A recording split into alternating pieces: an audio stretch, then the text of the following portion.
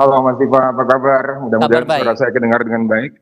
Audio dan Oke. visual tampak dan terdengar jelas di sini. Terima kasih Mas Edi sudah bergabung bersama kami kali ini. Kalau melihat trennya sih sebetulnya kalau lihat Bitcoin kan angkanya terus naik ya pergerakannya. Cuman apakah ini serta-merta menguntungkan posisi investor juga dengan penggunaan cryptocurrency untuk kapal-kapal tanker yang melintas ke Selat Hormuz? Ini menguntungkan buat investor nggak sejauh ini? Sejauh ini seharusnya kalau misalnya dilihat dari kondisi sejarah Bitcoin ya, dalam seminggu kemarin itu masih di angka dalam 68 ribuan US dollar per unit ya.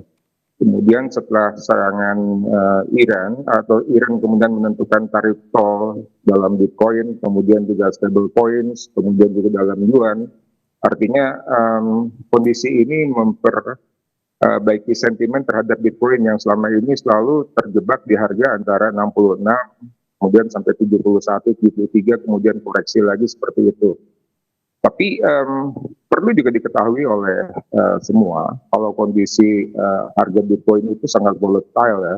Artinya jika ada whale atau misalnya pemain besar yang kemudian tiba-tiba melikuidasi Bitcoinnya, ya Iran juga kemungkinan juga akan rugi ya, dan artian ketika dia misalnya mendapatkan Bitcoin di harga 75 atau 74 ribu US dollar per unit, tapi kemudian ada big whale yang kemudian menjual Bitcoin dengan, biasanya Bitcoin itu dijualnya banyak sekali sampai 8 miliar US dollar gitu dalam sehari, dan itu bisa melikuidasi sampai katakanlah 100 sampai 120 miliar US dollar dalam satu hari seperti itu. Jadi ada nilai plus dan minusnya buat Iran ya. Kalau misalnya menggunakan stable coins, misalnya Iran menggunakan minta dibayar pakai stable coin USDT atau USDC, walaupun misalnya tidak bisa di manage atau misalnya di block sama UFOK-nya Amerika Serikat, tapi kemungkinan juga ini bisa membuat manajernya USDT atau USDC tertekan oleh memblok transaksi itu. Jadi ada plus minusnya. Sementara kalau misalnya menggunakan yuan, nanti di masa depannya Iran kemungkinan juga tidak bisa bertransaksi dengan negara-negara yang tidak berhubungan langsung transaksinya dengan China. Seperti itu Mas Iqbal.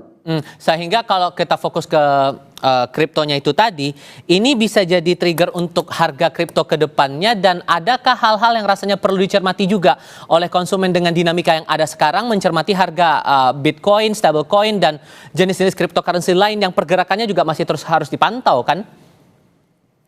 Betul, tapi kondisinya begini, Bitcoin itu sangat tergantung kepada pergerakan USD, DXY ya, artinya indeks dolar terhadap 6 mata uang utama dunia yang lain. Kalau misalnya ternyata US dollarnya lemah, harga Bitcoinnya pun jadi tidak menarik seperti itu. Jadi kondisi ini yang membuat Bitcoin sebetulnya harganya sangat volatile. Ketika USD indeksnya misalnya turun di bawah 99 atau di bawah 98, kondisinya mungkin akan membuat Bitcoin terkoreksi. Tapi jika misalnya perang Iran ini akan berlangsung terus dan membuat misalnya safe haven seperti US dollar ini diburu oleh investor, maka Bitcoin juga masih punya kesempatan untuk menembus angka 80.000 dalam beberapa hari atau minggu ke depan. Tapi tetap angka 78 sampai 80.000 ini resisten yang sangat kuat ya, yang membuat orang berpikir untuk profit taking secepatnya, karena sudah mulai Bitcoin dari ada yang 59.000 sampai 66.000 dolar per unit. Begitu Mas Tifa.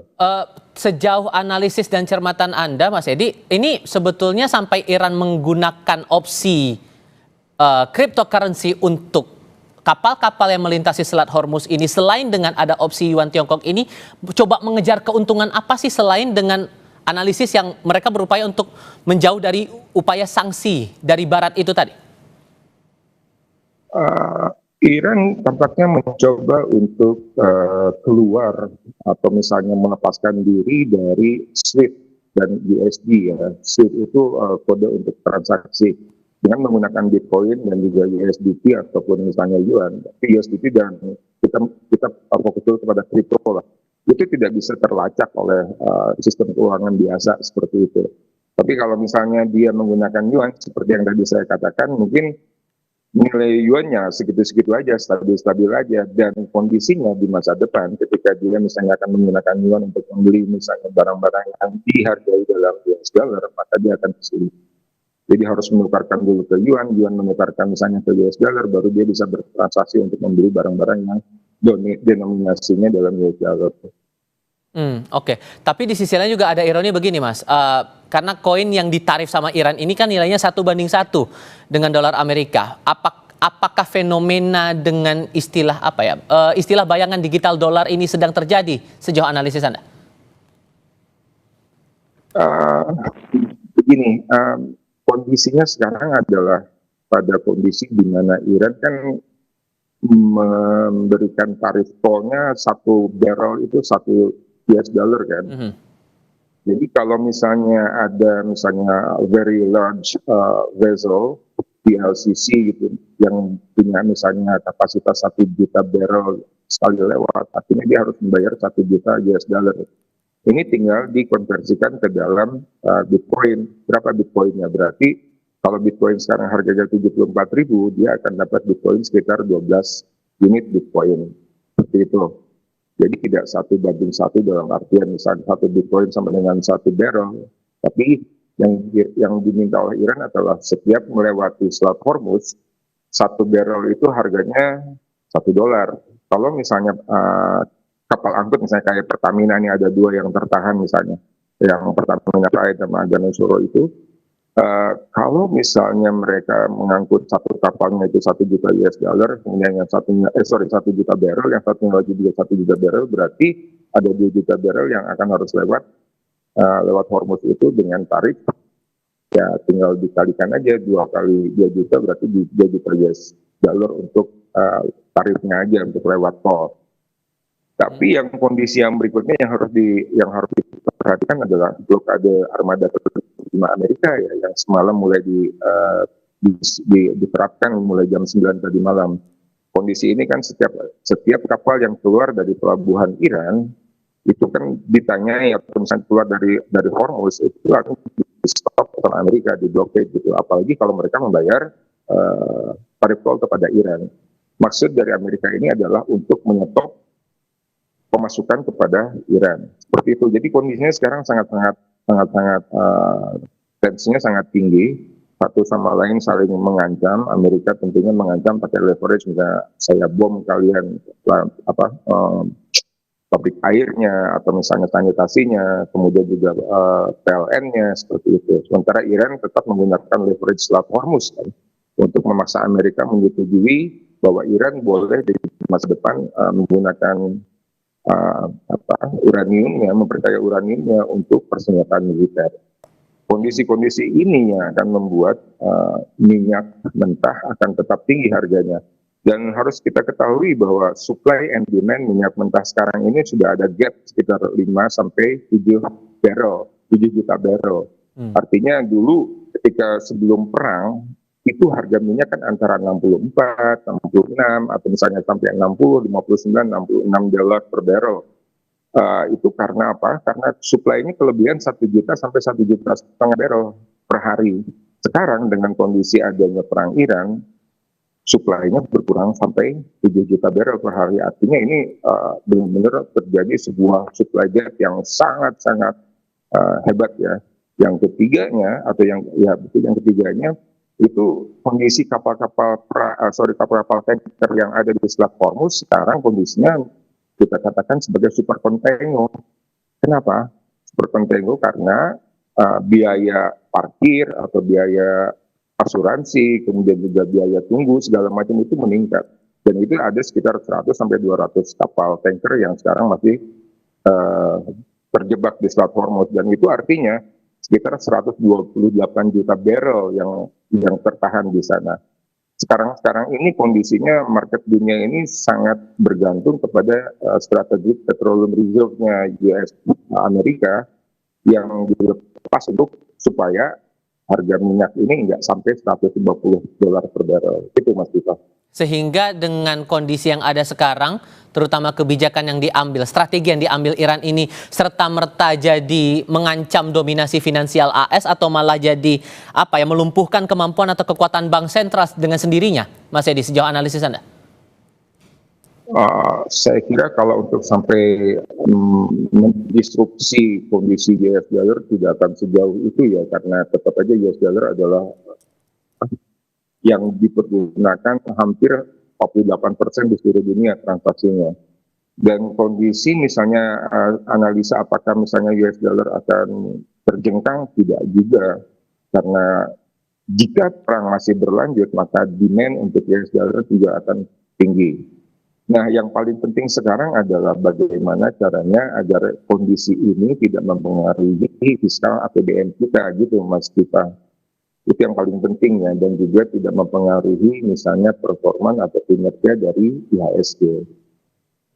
Dengan status blockchain-nya ini sifatnya publik, trace-nya bakal gampang nggak sih kalau dengan sistem yang dibuat sama Iran sekarang ini, Mas? Untuk apa nih maksudnya? Untuk kemudian transaksi itu dipakai menggunakan Bitcoin ataupun juga menggunakan jenis stablecoin itu tadi, apakah kemungkinan untuk trace kemudian liquidnya akan sulit, itu masih memungkinkan tidak?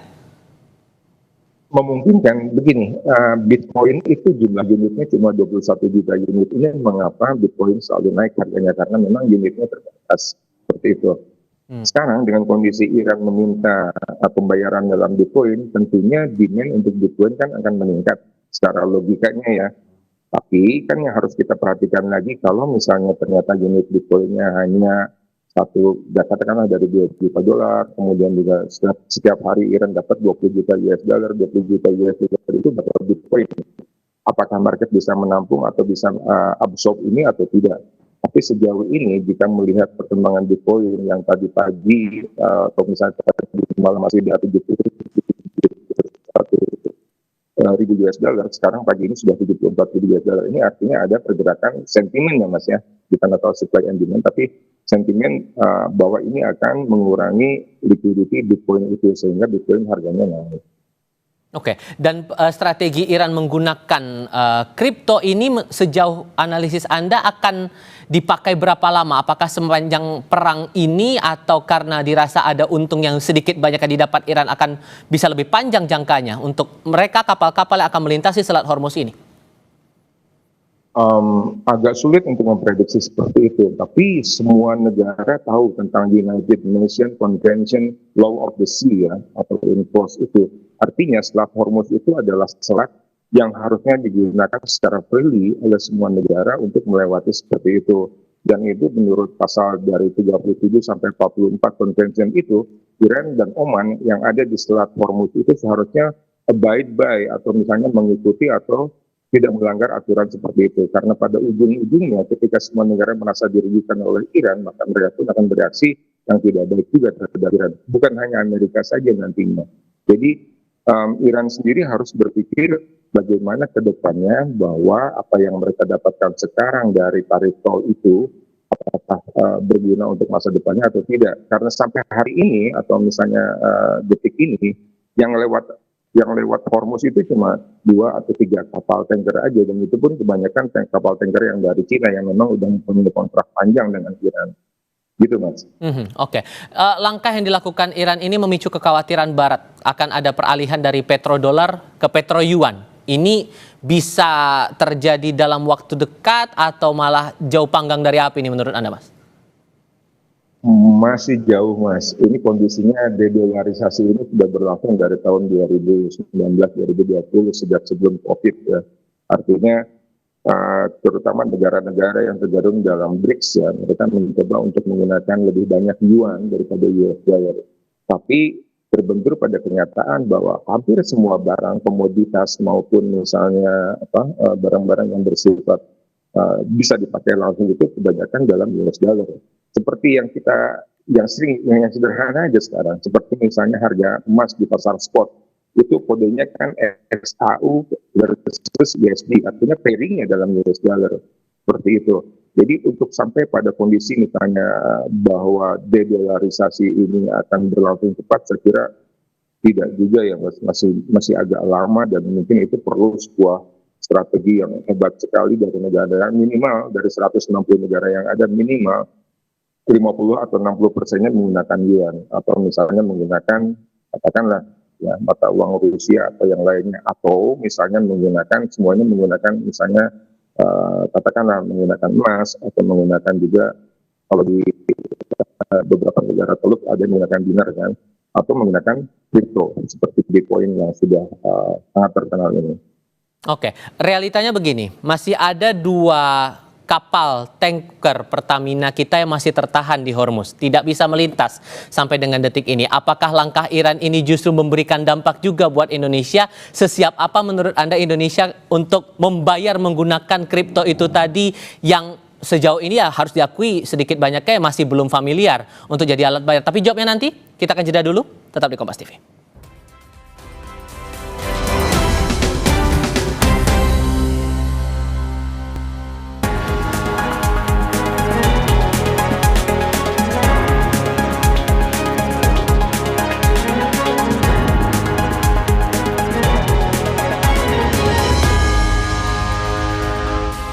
Melanjutkan diskusi Mas Edi, dengan kondisi kapal tanker Pertamina kita masih tertahan tidak bisa melintasi Selat Hormuz, Mas.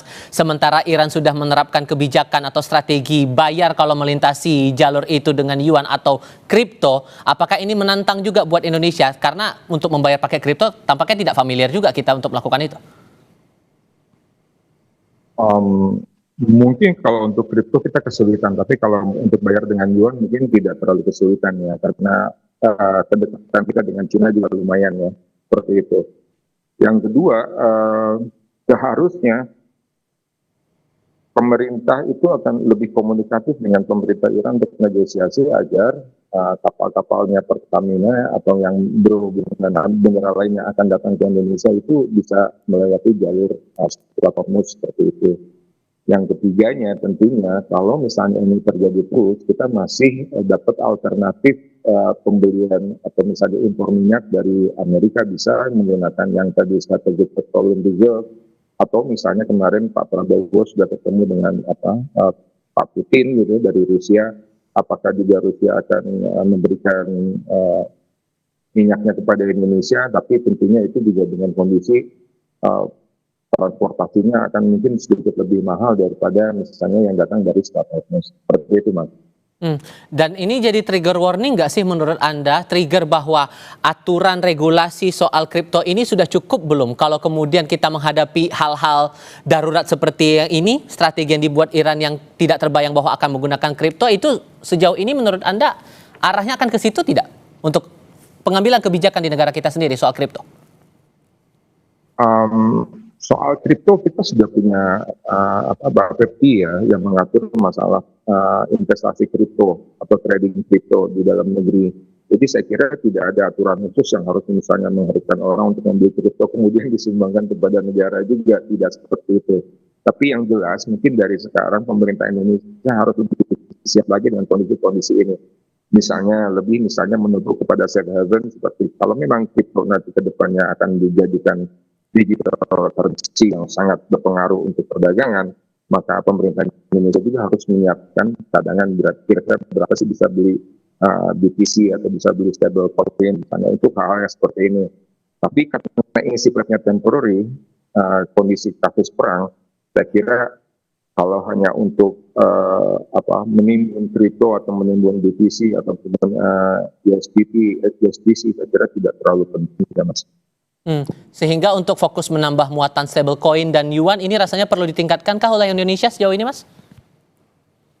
Saya kira karena tadi saya bilang ini adalah temporary, kita masih bisa bayar pakai yuan ya. Saya pikir yuan kita punya lah ya. Kita dekat sama China, sama pemerintah China, jadi kemungkinan pemerintah China bisa memberikan privilege-nya untuk misalnya kalau rupiah itu ditukar ke yuan di harga berapa, kemudian nanti dari yuan itu kita bayarkan ke Iran seperti itu. Tapi yang lebih penting adalah negosiasi antara pemerintah kita, terutama Pak Bahlil Lahadalia dengan pemerintah Iran, termasuk juga misalnya Menteri Luar Negeri kita Pak Sugiono dengan Araghchi, Menteri Luar Negerinya Iran, seperti itu.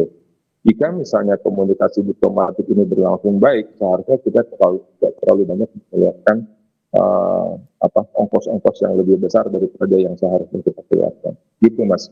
Oke, sebagai penegasan saja nih Mas, apa benefit dan risikonya kalau kemudian kripto ini dijadikan sebagai alat bayar transaksi komoditas sekelas komoditas minyak dunia seperti ini? Apa benefit dan risikonya?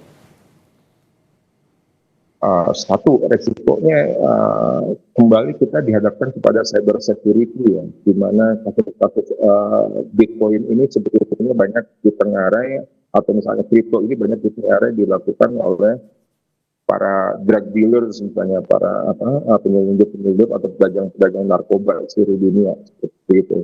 Tapi kalau untuk kondisi misalnya bahwa digital currency-nya akan menggantikan fiat currency atau uang kertas, saya kira masih jauh ya. Mungkin nanti setelah 10 tahun mungkin kita akan lihat kondisi ini akan jadi kenyataan atau tidak. Gitu, Mas. Dan sejauh ini Anda membacanya reaksi AS akan cukup intenskah melihat strategi Iran sejauh ini?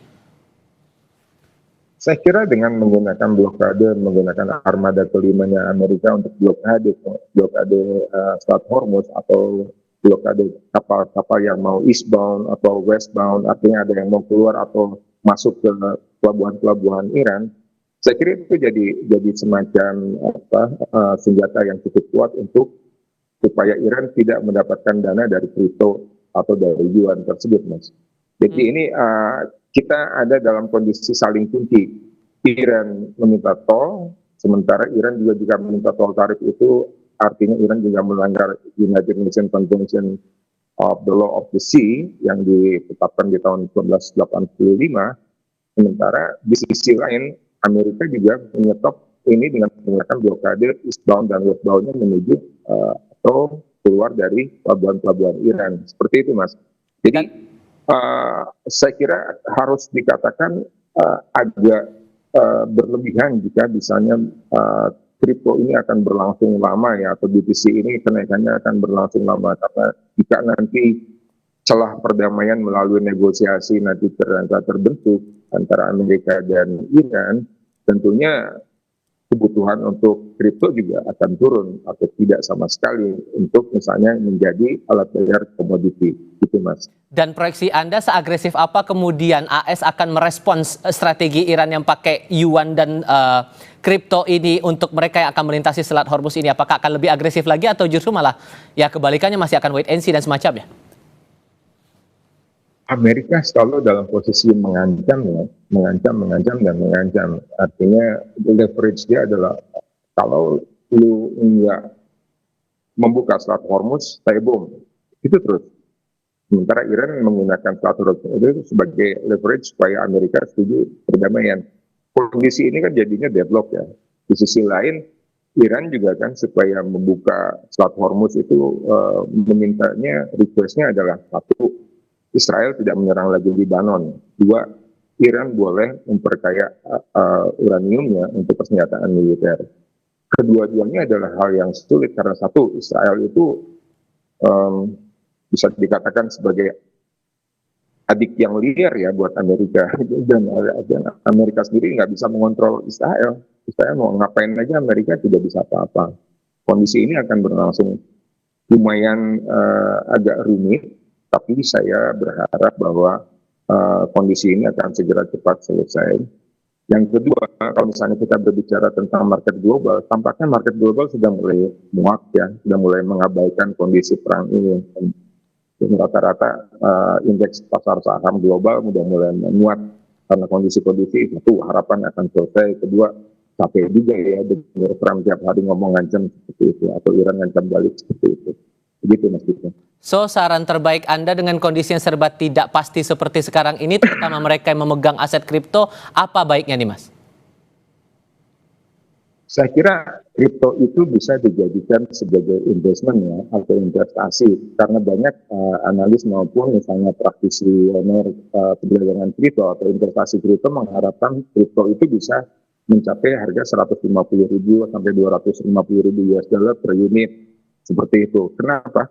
Karena masalah kejarangannya atau liquidity-nya kripto itu sendiri hanya 21 juta ini dibandingkan misalnya katakanlah Ethereum atau misalnya yang lain-lain ada yang sampai 100-an miliar unit seperti itu. Jadi sangat-sangat liquid, tapi juga artinya harganya juga agak susah naik. Yang kedua, kripto itu sudah naik sampai 126.000 harga tertingginya. Jadi kalau misalnya sekarang di harga 74, 75 itu agak di tengah yang mid term level untuk kripto. Karena mereka berangkatnya di harga 15.000 US dollar di tahun 2014-2015 seperti itu. Jadi kondisi-kondisi seperti ini, kalau tadi pertanyaannya, apakah kripto akan menggantikan fiat? Tidak, tidak dalam waktu yang sangat cepat. Apakah kripto akan menjadi basis untuk perdagangan komoditi? Tidak juga. Karena apa? Karena misalnya US oil atau misalnya Brent oil itu masih diperdagangkan pairingnya dengan US dollar, mas, bukan dengan misalnya kripto atau bukan dengan misalnya yang lain. Walaupun dalam perdagangan forex komoditi ada BTC misalnya oil BTC ini, tapi perdagangannya volume-nya atau value-nya sangat kecil per hari itu. Seperti itu, Mas Tifa. Mas Edi, terima kasih banyak sudah berdiskusi dan berbagi pandangan bersama kami kali ini. Sehat selalu ya Mas, selamat pagi. Terima kasih.